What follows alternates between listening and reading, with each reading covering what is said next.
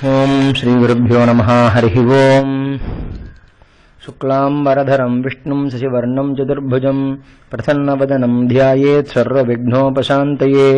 गुरुर्ब्रह्मा गुरुर्विष्णुर्गुरुर्देवो महेश्वरः। गुरुः साक्षात् परं ब्रह्म तस्मै श्री गुरवे नमः। गुरवे सर्वलोकानां विषिते भवरोहिणां नधये सर्वविद्यानां श्रीदक्षिणामूर्तये नमः। सद्गुरुचरणारविन्दाभ्यां नमः। श्रीराम राम रामेति रमे रामे मनोरमे सहस्रनाम तत्तुल्यं रामनाम वरानने। श्रीरामचन्द्र परब्रह्मणे नमः।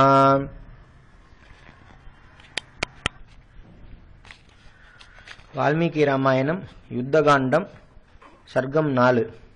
வானரசேனை புறப்பட்டு கடற்கரையை சேர்தல்.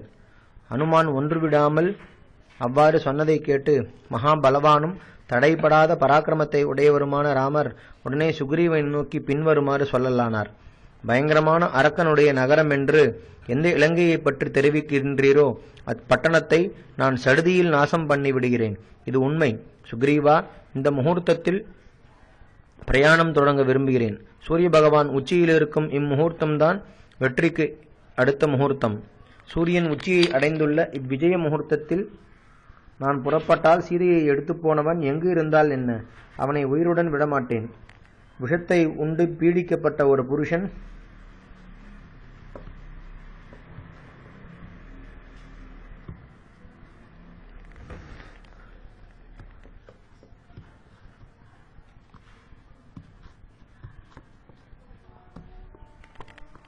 உயிர்விடத் தகுந்த தருணத்தில் அமிர்தத்தை தனது கையால் தொட்டாலும் தான் ஒரு கால் பிழைக்கலாம் என்று எவ்வாறு கொஞ்சம் நம்பிக்கை உள்ளவன் ஆவானோ அவ்வாறே சீதையும் நான் யுத்தத்திற்கு புறப்பட்ட சமாச்சாரத்தை கேட்பாளையானால் தனது பிராணன் மேல் கொஞ்சம் ஆசை வைப்பாள். இன்று உத்தர நட்சத்திரம்.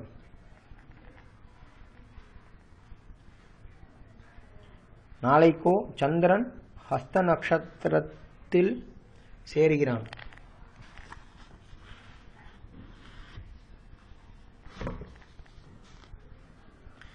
ஆகையால் சுக்ரீவா, நாம் இப்பொழுதே வானரர்கள் எல்லோரும் சூழ பிரயாணப்படுவோம். அன்றியும் இப்பொழுது தோன்றும் நிமித்தங்கள் நமது பாக்கியத்தை எடுத்துக்காட்டும். நான் ராவணனை கொன்று சீதையை மீட்டு வருவேன். எனது இடது கண்ணின் மேலிமை துடிப்பதானது என் மனோரதமாகிய வெற்றியை கைகூடியதென்று வெளியிடுன்றது போடும் என்றார். அப்போது ஸ்ரீராமரை சுக்ரீவனும் லக்ஷ்மணரும் புகழ்ந்து மரியாதை செய்ய எல்லா விஷயங்களையும் நன்றாய் அறிந்த தர்மமூர்த்தியாகிய ராமர் மறுபடியும் பின்வருமாறு சொல்லலானார். வெகு பலசாலிகளான வானரர்கள் 100,000 தன்னை சூழ்ந்து நிற்க நீலன் இச்சேனைக்கு முன்பாக வழியை நன்றாக சோதித்தலின் பொருட்டு போகட்டும். ஐயா சேனாதிபதியாகிய நீலனே, கனிகளும் கிழங்குகளும் நிரம்பி குளிர்ந்த காடுகளும் ஜலமும் நிறைந்த தேனை அதிகமாக கொண்டுள்ள வழியாக சேனையை விரைவாக நடத்தி கொண்டு செல். கொடிய அரக்கர்கள் வழியில் இருக்கும் கனிகளையும் கிழங்குகளையும் ஜலங்களையும் ஒரு கால உணவுக்கு உதவாதபடி கெடுத்து விடுவார்கள். ஆகையால் அப்படி அவர்கள் செய்யாதிருக்குமாறு எப்பொழுதும் ஜாக்கிரதையாய் இருக்க வேண்டும். பள்ளத்தாக்குகளிலும் நீர் நிரம்பிய இடங்களிலும் காடுகளிலும் பகைவர்கள் தங்க சைன்யங்கள் ஒளித்து வைத்திருப்பார்கள். ஆகையால் அவ்விடங்கள் காணப்படும் பொழுதெல்லாம் வானரர்கள் அவைகளில் பாய்ந்து புகுந்து பார்த்து கொண்டே போக வேண்டும். நமது சேனைக்குள் வல்லமை இல்லாதவர்கள் யாராவது இருந்தால் அவர்கள் எல்லோரும் இவ்விடத்திலேயே நின்று விடுவது நலம். ஏனெனில் நாம் இப்போது ஆரம்பித்திருக்கும் காரியமோ வெகு பயங்கரமானது.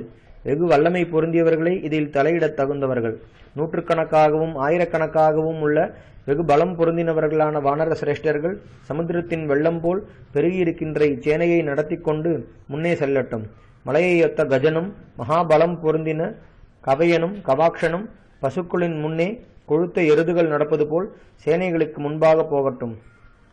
வானரர்களுக்குள் சிறந்தவனான ரிஷபன் வானர சேனையின் வலப்பக்கத்தை பாதுகாத்து கொண்டு போகட்டும். அடக்க முடியாமல் மத யானை போல் வெகு பலத்துடன் விளங்கும் கந்தமாதன் வானர சேனையின் இடப்பக்கத்தை பாதுகாத்து கொண்டு போகட்டும். இந்திரன் ஐராவதத்தின் மேல் ஏறி செல்வது போல் நான் ஹனுமான் மேல் ஏறி வானர சேனைகளின் மனத்தை கழிப்பித்துக் கொண்டு சேனைகளின் நடுவில் செல்வேன். யமதர்மராஜனுக்கு ஒப்பான லக்ஷ்மணன் அங்கதன் மேலேறி கொண்டு செல்வத்திற்கு தலையான யக்ஷர்களுக்கு அதிபதியான குபேரன் சார்வபௌமம் என்ற வடதிசை யானை மேல் ஏறிச் செல்வது போல் செல்லட்டும். மகாபலம் பொருந்திய ருக்ஷர்களுக்கு மன்னவனும் ஜாம்பவான், சுஷேனன், வேகதர்சி என்னும் வானரன் ஆகிய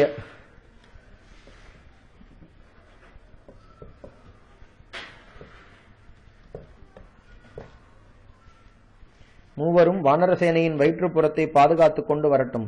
வானர சேனைகளுக்கெல்லாம் நாயகனாய் வானர சிரேஷ்டனான சுக்ரீவன் ஸ்ரீராமரிட்ட கட்டளையை கேட்டதும் மகாவீரர்களான வானரர்களுக்கு உடனே புறப்படுமாறு கட்டளையிட்டான். போர் செய்வதில் வெகு ஆசையுடன் கூடியிருந்த அவ்வானர கணங்கள் அப்பொழுது பர்வதத்தின் குகைகளிலிருந்து சிகரங்களிலிருந்தும் விரைவாக கிளம்பின. வானர மன்னவனான சுக்ரீவனும் லக்ஷ்மணனும் மரியாதையுடன் தொடர்ந்து வர தர்மாத்மாவான ராமர் சைன்யங்களுடன் தென் திசை நோக்கி பிரயாணமானார். அப்பொழுது ராமர் 100 கணக்காகவும் 100,000 கணக்காகவும் கோடிக்கணக்காகவும் 10,000 கோடி கணக்காகவும் யானைகளை போன்ற வானரர்கள் தம்மை சூழ்ந்து வரச் சென்றார். அவ்வாறு அவர் புறப்பட்ட பொழுது அப்பெரு வானர சேனை உடன் புறப்பட்டது. சுக்ரீவன் அச்சேனைகளெல்லாம் பாதுகாத்துக் கொண்டு வர அந்த வானரர்களெல்லாம் வெகு உற்சாகமாக செருக்குடன் தாண்டிக் கொண்டும் காவிக்கொண்டும் கர்ஜித்துக் கொண்டும் சிங்கங்கள் போல் பெருமுழக்கம் செய்து கொண்டும் ஓடிக்கொண்டும்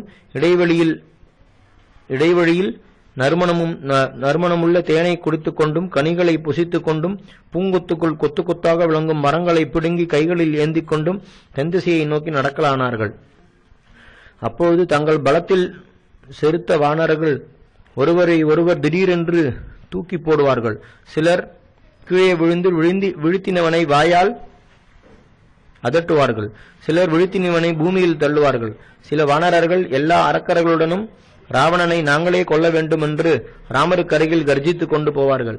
வீரனான ரிஷபன், நீலன், குமுதன் என்ற வானரர்கள் பல வானரர்களுடன் முன்பாக வழியை சோதித்துக் கொண்டே சென்றார்கள். நடுவில் வானர மன்னவனான சுக்ரீவன், ராமர், லக்ஷ்மணர் என்ற இவர்கள் சத்துருக்களை கொல்லும் வல்லமையுள்ள வெகு பலசாலிகளாக பயங்கரமான வானரர்களால் சூழப்பட்டிருந்தார்கள். வீரனான சதவலி என்ற வானரன் 10 கோடி வானர சேனையுடன் தான் ஒருவனாகவே எல்லா வானர சேனைகளையும் மேற்பார்வை பார்த்து கொண்டு சென்றான். கேசரி, பனசன், கஜன், மகாபலசாலியான அர்க்கன் என்ற இவர்கள் தங்கள் 100 கோடி வானர சேனையோடு அச்சேனையின் ஒரு பக்கத்தை சோதித்துக் கொண்டே போனார்கள். அச்சேனையின் பின்பாகத்தை சுக்ரீவன் முன்னிட்டு கொண்டும் சுஷேனன், ஜாம்பவான் என்ற ருக்ஷ சேனாதிபதிகள் அநேக ருக்ஷர்களோடு பாதுகாத்துக் கொண்டும் நடந்தார்கள். வானர சிரேஷ்டனும் வீரனும் எல்லா சேனைகளுக்கும் தலைவனுமான நீலன் வழியை சோதித்துக் கொண்டே தான் முன்னே சென்றாலும் தாவிச் செல்வதில் வல்லவனாதனால் அச்சேனை முழுவதையும் பாதுகாத்துக் கொண்டே சென்றான். தத்திமுகன், பிரஜங்கன், ரம்பன் என்ற இவ்வானர வீரர்கள் எல்லா புறத்திலும் வானரர்களை துரிதப்படுத்திக் கொண்டு சென்றார்கள். இவ்வாறு அவ்வானர புலிகள் தங்கள் வலிமை செருக்கால் நடந்து சென்று மரங்களும் கொடிகளும் நிரம்பிய சஹ்யம் என்னும் சிறந்த ஒரு பர்வதத்தை கண்டார்கள். அம்மலையில் இருந்த பொய்கைகளும் சுனைகளும் காடுகளும் பூத்து விளங்கின. சமுத்திரம் செல்ல பேரொளி செய்து கொண்டிருந்த அந்த பெரிய வானர சேனையானது மிக்க கோபமுள்ள ராமருடைய கோபத்துக்காக பயந்தது போல் பட்டணங்களின் சமீபத்தையும் நாடுகளின் சமீபத்தையும் அணுகாமல் விலகி போயிற்று. அன்றியும் யானைகள் போன்ற அவ்வானர வீரர்கள் எல்லோரும் சம்மட்டியால் அடிக்கப்பட்ட நற்குதிரைகள் போல ராமனுடைய பக்கத்தில் குதித்துக் கொண்டு சென்றார்கள். ஹனுமான், அங்கதன் இவர்கள் மேல் ஏறிக்கொண்டு ராமலக்ஷ்மணர்கள் சுக்கிர பிரகஸ்பதிகளுடன் சேர்ந்த சொந்தர சூரியர்கள் போல் விளங்கினார்கள். அப்போது வானர மன்னவனாகிய சுக்ரீவனும் லக்ஷ்மணரும் மரியாதையை பண்ணி கொண்டு தொடர்ந்து வர ராமர் தென் திசையை நோக்கி பிரயாணம் செய்து கொண்டிருந்தார்.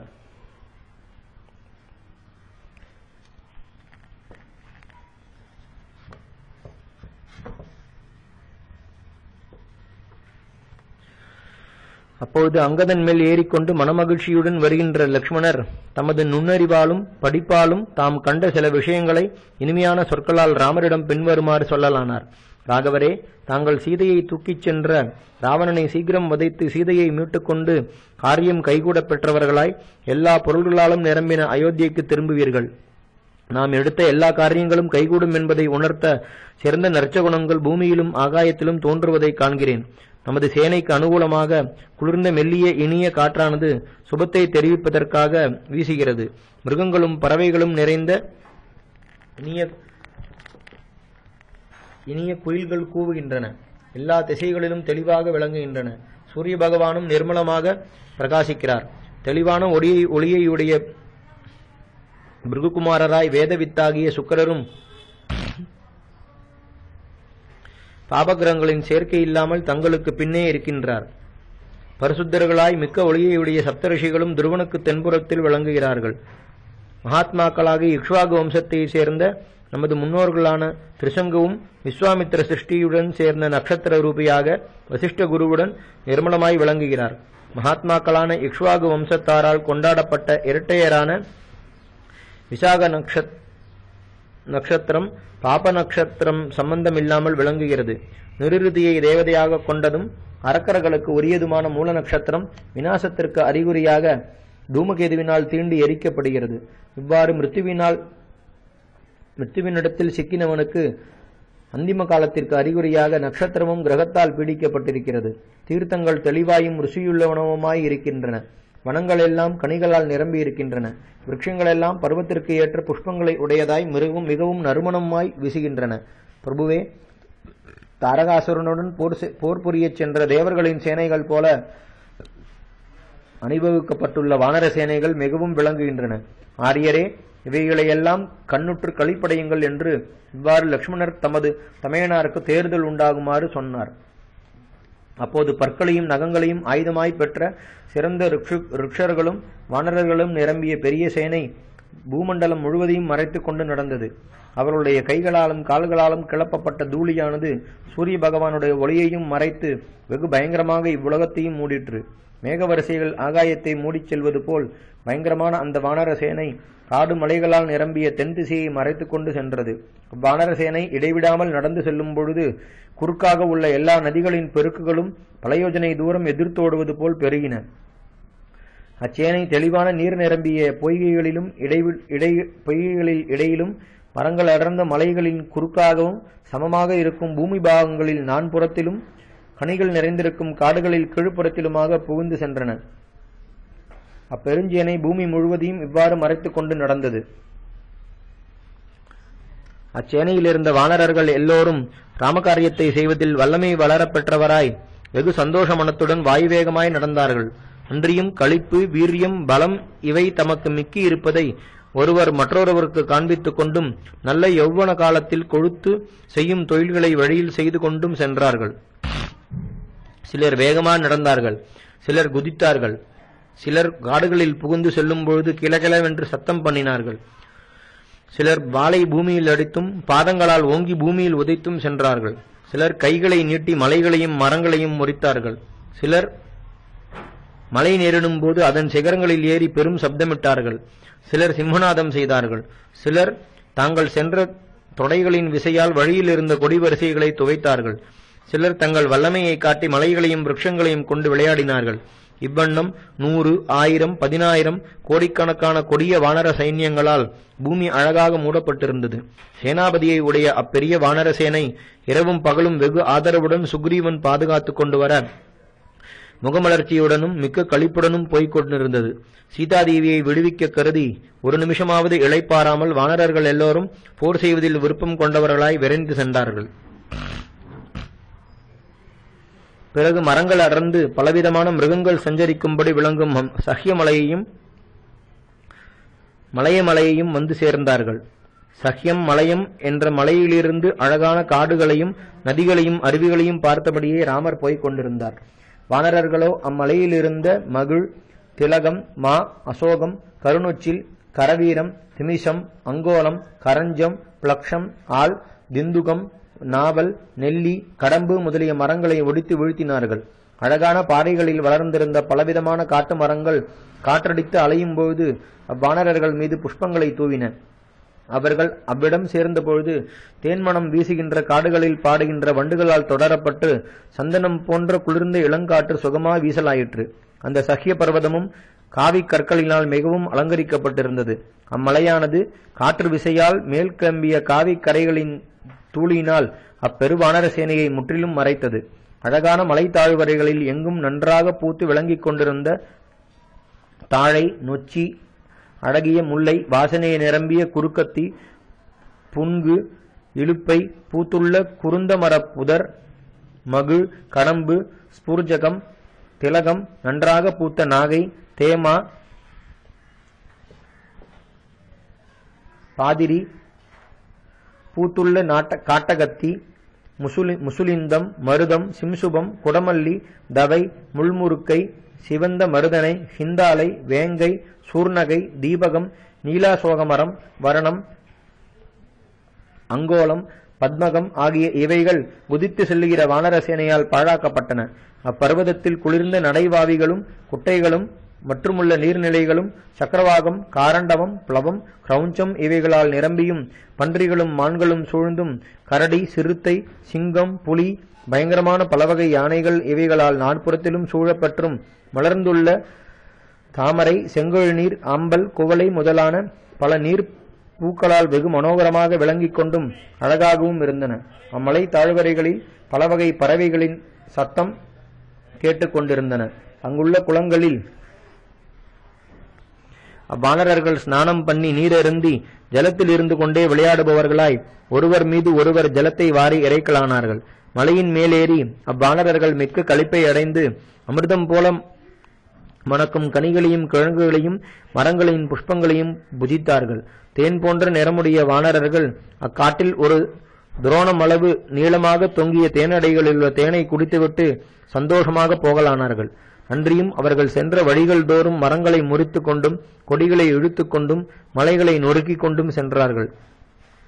சிலர் மரங்கள் இல்லாத இடத்திலும் முன்னே குடித்த தேனால் களிப்பால் ஆரவாரம் செய்து கொண்டும் சிலர் ஒரு மரத்திலிருந்து மற்றொரு மரத்திற்கு தாண்டியும் சிலர் மரங்களில் இருந்து விழுந்து கொண்டும் செல்லலானார்கள். நன்றாக முற்றிய செந்நெற்பயிர்கள் விரம்பிய வயல்களால் பூமி விளங்குவது போல் அவ்வானர வீரர்களாய் நிரம்பிய பூமி பாகமும் விளங்கிற்று. தோள்களை விஞ்சி தாமரை மலர் போன்ற கண்களையுடையவராகிய ராமர் மகேந்திர மலையை சேர்ந்ததும் அநேக மரங்கள் அடர்ந்து அழகாக விளங்கிய அதன் சிகரத்தின் மேல் ஏறலானார். அச்சிகரத்தை சேர்ந்ததும் தசரத மன்னவரின் குமாரரான ராமர் ஆமை, மீன் முதலிய ஜலஜந்துக்களால் நிரம்பிய சமுத்திரத்தை கண்ணுற்றார். சக்கியமலையையும் அப்படியே மலையமலையையும் அவர்கள் எல்லோரும் கடந்து பயங்கரமாக ஒலிக்கும் கடலின் சமீபத்தை வந்து சேர்ந்தார்கள். மலையை விட்டு இறங்கினதும் எல்லாருடைய மனங்களையும் கழிக்க பண்ணுவதில் உத்தமரான ராமர் சுக்ரீவனுடனும் லக்ஷ்மணனுடனும் கடற்கரையில் இருந்த காட்டில் புகுந்தார். திடீரென்று கிளம்பும் பேரலைகளால் கழுவப்பட்ட பெரும் பாறைகளையுடைய வெகு விசாலமான கடற்கரையை அடைந்த ராமர் பின்வருமாறு சொல்லலானார். சுக்ரீவா, நாம் எல்லோரும் இப்பொழுது இச்சமுத்திரத்தை வந்து சேர்ந்து விட்டோம். இங்கு வந்த பிறகு சமுத்திரத்தை கடப்பதை பற்றி முன்னே நமக்கு உண்டான கலக்கம் மீண்டும் உண்டாகிறது. இனி அக்கறை கண்ணுக்கு தென்படாத இப்பெருங்கடலை பேர் உபாயத்தால் அன்றி நாம் எவ்வாறு தாண்ட முடியும்? ஆகையால் நமது சேனைகளை நாம் இவ்விடத்திலேயே தங்குவிப்போம். எவ்வாறு இக்கடலை வானர சேனை கடப்பதென்பதை பற்றி மந்திராலோசனை பண்ணுவோம் என்றார். சீதையை பிரிந்த சோகத்தால் இழைத்திருந்த மகானுபாவராகிய ராமர் கடற்கரை சேர்ந்ததும் சுக்ரீவனை பார்த்து அப்பொழுது அவ்விடத்தில் அவ்வானர சேனையை நிறுத்துமாறு கட்டளையிட்டார். வானர சேனைகளின் தலைவா, எல்லா சேனைகளையும் இக்கடற்கரையிலேயே நிறுத்துக. இச்சமுத்திரத்தை எவ்வாறு தாண்டுகிறதென்ற ஆலோசனையை செய்யும் காலம் இப்பொழுது நமக்கு வந்துவிட்டது. ஒரு சேனை தலைவனாவது தனது சேனையை தனியாக விட்டுட்டு போகக்கூடாது என்பது உத்தரவு. சூரர்களான வானரர்கள் இவ்விடங்களை பரிசோதித்து பார்க்க வேண்டும். ஏனெனில் மறைவாக நமது சத்துருக்கள் இங்கு பதுங்கியிருக்கலாம் என்றார். ராமர் சொன்னதும் சுக்ரீவனும் லக்ஷ்மணரும் மரங்கள் அடர்ந்த அக்கடற்கரையில் வானர சேனைகளை இறக்கினார்கள். அவ்வாறு சமுத்திரத்தின் அருகில் தங்கின அச்சேனையானது மதுவை போன்ற நிறத்தையுடைய ஜலம் நிரம்பியதொரு அழகிய இரண்டாவது சமுத்திரம் போல விளங்கிற்று. கடற்கரையை அடைந்த பிறகு அவ்வானர வீரர்கள் பெரும் சமுத்திரத்தின் அக்கறையையும் காண ஆவலுள்ளவர்களாய் தங்கினார்கள். அங்கு தங்கின வானர சேனையிடமிருந்து அப்போது உண்டான பெரும் சப்தமானது சமுத்திரத்தின் இறைச்சலையும் அடக்கி அதற்கு மேலாக கேட்கலாயிற்று. அப்பெரும் சேனைக்கு தலைவனான சுக்ரீவன் அச்சேனையை 3 பாகமாக பிரித்து உட்கார வைத்தான். அப்போது அச்சேனை ராமருடைய காரியத்தை முடிக்க வைக்க வேண்டும் என்று பேராவலை அடைந்திருந்தது. அப்பெரு வானர சேனை பெருங்கடலிடம் வந்து சேர்ந்ததற்காக கழித்துக் கொண்டும் இருந்தது. காற்றின் வேகத்தால் அங்கும் இங்கும் அலைந்து கொண்டும் வெகு தூரத்தில் கரை பெற்றும் கலக்க முடியாததும் அரக்கர்களால் குடியேற பெற்றதும் வெகு பயங்கரமாகவும் விளங்கும் கொடிய முதலைகளை கொண்டு பிராணிகளை இழுப்பதாயும் சாயங்காலத்தில் நுரை கூட்டத்தின் அழகால் சிரிப்பது போலவும் பேரலை கூட்டங்களின் கொந்தளிப்பால் கூத்தாடுவது போலவும் தோன்றி சந்திரோதயத்தினால் பொங்கியும் பிரதிபிம்பமான சந்திரர்களுடைய தோற்றத்தால் விளங்கிக் கொண்டும் பெரும் சுழல் காற்று போல் கொடிய பெருமுதலை திமிங்கிலம் காந்தியால் எரிவது போல் விளங்குகிற கடல் பாம்பு இவைகளால் நிரம்பியும் இன்னும் பலவகையான பெரிய நீர்வாழும் உயிர்கள் நிறைந்தும் பல மலைகளுடன் கூடியும் மிகவும் கிட்டுதற்கு அருமையாய் ஆழ்ந்தும் அசுரர்களுக்கு இடமாயும் உள்ள அக்கடலை கண்டுகொண்டே அவ்வானர வீரர்கள் கழித்தார்கள். சுறாமீன்களும் பாம்புகளும் புகப்பெற்று காற்றால் மோதப்பட்ட ஜலராசிகள் மேற்கிளம்பிக் கொண்டும் கீழே விழுந்து கொண்டும் இருந்தன. நீர்த்திவளைகள் நெருப்பு பொறிகள் போல் விளங்க பெரும் பாம்புகளால் சஞ்சரிக்க பெற்று பாதாள லோகம் போல் கம்பீரமாய் எப்போதும் அசுர ராட்சசர்களுக்கு வாழிடமாய் பயங்கரமான சமுத்திரமானது அனல் பொறிகள் போல நட்சத்திரங்கள் பிரகாசிக்க பெரிய உரகர்களை உடையதாய் பாதாளம் போல் கம்பீரமாய் அசுர ராட்சசர்களுக்கு வாழிடமான கொடிய ஆகாசத்தை போல் விளங்கிற்று. ஆகாசமும் சமுத்திரம் போல் விளங்கிற்று. சமுத்திரத்திற்கும் ஆகாசத்திற்கும் ஒரு வகை வேறுபாடும் தோன்றாமல் இருந்தது. ரத்னங்களை உடைய கடலின் ஜலம் ஆகாசத்தோடும் நட்சத்திரங்களை உடைய ஆகாசம் கடலின் ஜலத்தோடும் வேறுபாடு தோன்றாமல் ஒரே நிறத்தினவாய் தோன்றின. மேலே எழும் மேகங்களை கொண்ட ஆகாயம், உயரத்தில் எழும் திரைகளை உடைய சமுத்திரம் ஆகிய இரண்டிற்கும் அப்போது வேறுபாடு யாதொன்றும் இல்லை. யுத்தகலத்தில் பெரும் பேரிகை வாத்தியங்கள் பல இடங்களில் இடிக்கப்படுவது போல் சமுத்திரத்தில் கிளம்பின பேரலைகள் ஒன்றோடொன்று மோதி பயங்கரமான சப்தம் செய்து கொண்டிருந்தன. காற்றால் அலைக்கப்பட்டு ஒன்றாக சேருவது போன்றும் சினந்து உயர எழுவது போலும் தோன்றி ஜலஜந்துக்களின் கூட்டத்துடன் கூடி காற்றால் கிளப்பப்பட்ட பெருந்திரைகள் ஆகாசத்தில் வெகு உயரமாக கிளம்பி கூத்தாடுவது போல் தோன்ற இரத்தின குவியல்களும் நீர் பெருக்குகளும் என்ற இவற்றின் ஒளிகளை உடையதாய் காற்றால் மோதப்படும் சமுத்திரத்தை மிக்க உற்சாகம் கொண்ட அவ்வானர வீரர்கள் கண்டார்கள். அப்போது திரைகள் கொந்தளித்து ஒலிக்க திக்பிரமை கொண்டவன் போல தோன்றுகின்ற அச்சமுத்திரத்தை வானர வீரர்கள் கண்டு களிப்படைந்தார்கள். வால்மீகி ராமாயணம் யுத்தகாண்டம் சர்க்கம் 5. சமுத்திரத்தை கண்ட ராமர் சீதையை நினைத்து வருந்த லக்ஷ்மணர் சமாதானப்படுத்துதல். காவலை உடையதாய் கலக்கமற்றதான அவ்வானர சேனை நீலன் சமுத்திரத்தின் வடகரையில் முறைப்படி எளிதாக நிறுத்தினான். அப்போது அவ்வானர வீரர்களான மைந்தன் த்விதன் என்ற இவ்விருவரும் அச்சேனையை பாதுகாப்பவர்களாய் எல்லா திசைகளிலும் சுற்றி பார்த்து கொண்டே இருந்தார்கள். அவ்விதமாக வானரசேனை கடற்கரையில் இறங்கியதும் தமது அருகில் இருந்த லக்ஷ்மணரை பார்த்து ராமர் பின்வருமாறு சொல்லலுற்றார். நாள் கழிய கழிய சோகம் குறைந்து விடுமன்றோ? எனக்கோ சீதையை காணாமல் உண்டான சோகம் நாளுக்கு நாள் வளர்கிறது. என் காதலி தூரத்தில் இருக்கிறாள் என்று நான் துக்கப்படவில்லை. அரக்கன் தூக்கி போனானே என்றாவது நான் துக்கப்படவில்லை. இவளுடைய வயசு கழிந்து விடுகிறதே என்ற இது ஒன்றை பற்றியே நான் வருந்துகிறேன். காற்றே, என் நாயகி எங்கு இருக்கிறாளோ அங்கு போய் வீசி அவளுடைய ஸ்பர்சத்தை பெற்று என்மேல் வீசுவாய். நீ இவ்வாறு செய்தால் சீதை பார்க்கும் சந்திரனை பார்ப்பதால் நானே சீதையை பார்ப்பதாக எவ்வாறு ஆகின்றதோ அவ்வாறே உன்மூலமாக சீதையின் சரிசஸ்பரிசமும் நேரும். அரக்கன் எடுத்துக்கொண்டு போன போது ஹா நாதா என்று சீதை கதிரன சப்தம் என் மனதில் இருந்து கொண்டு உட்கொள்ளப்பட்ட விஷம் போல் என் அவயவங்களை எரிக்கின்றது. சீதையின் விரகமாகிய விறகையும் அவளை பற்றி இடைவிடாது நேர்கின்ற நினைவாகிய ஜுவாலையும் உடைய மன்மதாக்னியானது என் உடலை இரவும் பகலும் எரிக்கிறது. ஆகையால் லக்ஷ்மணா, நான் உன்னை விட்டு சமுத்திரத்தில் முழுகி துஞ்சுகின்றேன். கொழுந்து விட்டெறிகிற இக்காமத்தி நீரில் உறங்கும் போது என் விஷயத்தில் மந்தமாகும். நானும் அச்சீதையை ஒரே பூலோகத்தில் இருக்கின்றோம் என்ற இதுவே நான் பிழைத்திருக்க சாதனம். இதனால்தான் விரகாக்னியால் என்னால் உயிருடன் இருக்க முடிகிறது. நீருள்ள கழனியில் சார்பால் நீரற்ற கழனியும் பயிரும் செழித்திருப்பது போல் சீதை உயிருடன் இருப்பதாக கேள்விப்பட்டு நானும் பிழைத்திருக்கிறேன். நிறைந்த சம்பத்தை காண்பது போல் நூற்றுதழ் கமலம் போன்ற கண்களை உடைய சீதை என் சத்துருக்களை வென்று எப்போது நான் காண்பேனோ? நோயாளி ரசாயனம் என்ற ஔஷத விசேஷத்தை உட்கொள்வது போல் அழகிய கோவை பழம் போன்ற அதரத்தை உடைய சீதையின் தாமரை மலரை ஒத்த முகத்தை சிறிது உயர்த்தி எப்பொழுது அதர்பானம் செய்வேனோ? நான் எப்பொழுது சீதையின் ஆலிங்கனத்தை பெறுவேனோ? கரிய கடைக்கண்களை உடைய சீதை அரக்க மடந்தையர்கள் நடுவில் சிக்கிக்கொண்டு என்னை கணவனாக பெற்றும் கணவன் இல்லாதவள் போல் தன்னை காப்பாற்றுவள் யாரும் இல்லாமல் தவிக்கிறாள். இது திண்ணம். ஜனக மகாராஜாவின் குமாரியும் எனது காதலியும் தசரத மன்னவருடைய நாட்டு பெண்ணுமான சீதை அரக்கர் மடந்தையர் நடுவில் எவ்வாறு படுக்கிறாள்? சரத்காலத்தில் கருநீர மேகத்திலிருந்து பிறைச்சந்திரன் வெளிப்படுவது போல் கலக்குவதற்கு அரிய அரக்கர்களை உதறிவிட்டு அச்சீதை எப்படி வெளிப்படுவாளோ? இயற்கையாகவே இழைத்து தோன்றும் சீதை காலத்தின் மாறுபாட்டால் சேர்ந்த துக்கத்தாலும் சோகத்தாலும் உணவில்லாமையாலும் பின்னும் இழைத்து விடுவாள். இது நிச்சயம். ராட்சசர் தலைவனுடைய மார்பில் அம்புகளை பிரயோகித்து மனத்துன்பம் நீங்கும்படி சீதையை நான் எப்போது மீட்பது? கற்புடையவளும் தேவமடந்தையருக்கு ஒப்பானவளுமான சீதை மிகுந்த காதலுடன் என் கழுத்தை தழுவி ஆனந்த கண்ணீர் பெருக்குவது எப்போது? அழுக்கு வஸ்திரத்தை நீக்குவது போல் மைதிலியின் விரகத்தால் நேர்ந்த இக்கொடிய சோகத்தை உடனே நீக்குவது எப்போதோ? இவ்வாறு புத்திமானாகிய அந்த ராமர் புலம்பும் பொழுது பொழுது கழிந்ததால் சூரியன் ஒளி குறைந்து அஸ்தமித்தான். தாமரை இதழை ஒத்த கண்களையுடைய சீதையை நினைத்து வருந்துகின்ற ராமர் அப்போது லக்ஷ்மணன் தேற்றியதனால் தேறி மாலை சந்தியை உபாசித்தார். வால்மீகி ராமாயணம் யுத்தகாண்டம் சர்க்கம் 6.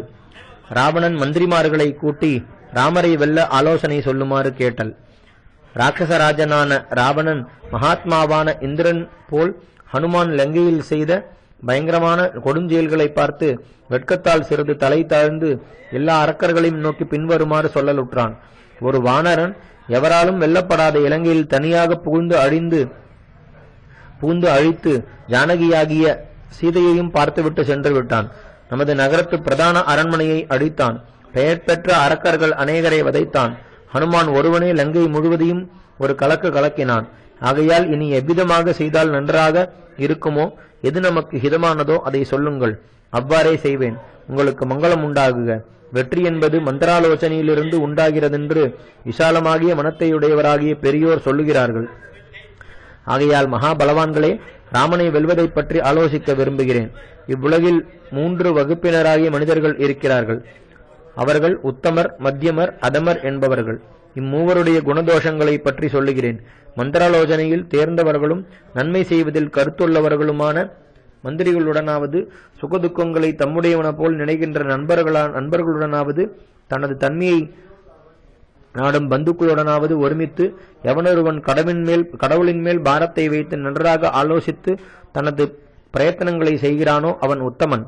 எவனொருவன் தானாகவே தனியாக ஒரு காரியத்தை ஆலோசித்து கடவுளின் மேல் மனப்பூர்வமாக பாரத்தை வைத்து காரியத்தை செய்கிறானோ அவன் மத்தியமன்.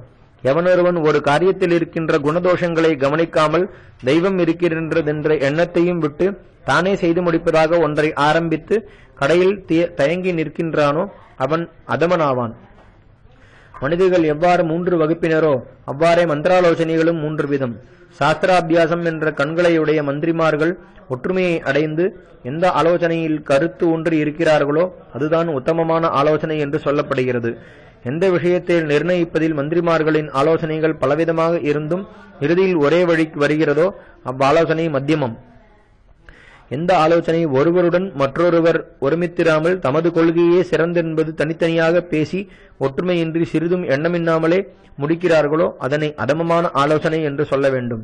ஆகையால் புத்திமான்களான நீங்கள் ஒன்றாகவும் உறுதியாகவும் ஒற்றுமையுடனும் நன்றாகவும் ஆலோசித்து காரியத்தை சொல்லுங்கள். நீங்கள் சொல்லுகின்ற இதுவே நான் செய்யத்தக்கதாகும். மகா வீரர்களான வானரர்கள் ஆயிரக்கணக்காக சூழ ராமன் நம்மை எதிரிடுமாறு லங்கையை நோக்கி வந்து கொண்டிருக்கிறான். ராமன் எனது வல்லமையால் வற்றச் செய்தாவது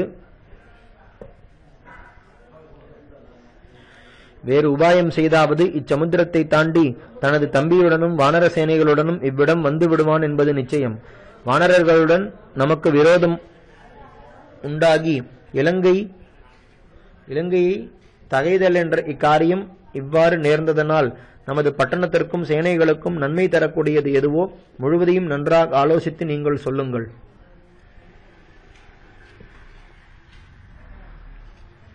श्रीरामचन्द्र परब्रह्मणे नमः। हरिः ओम्।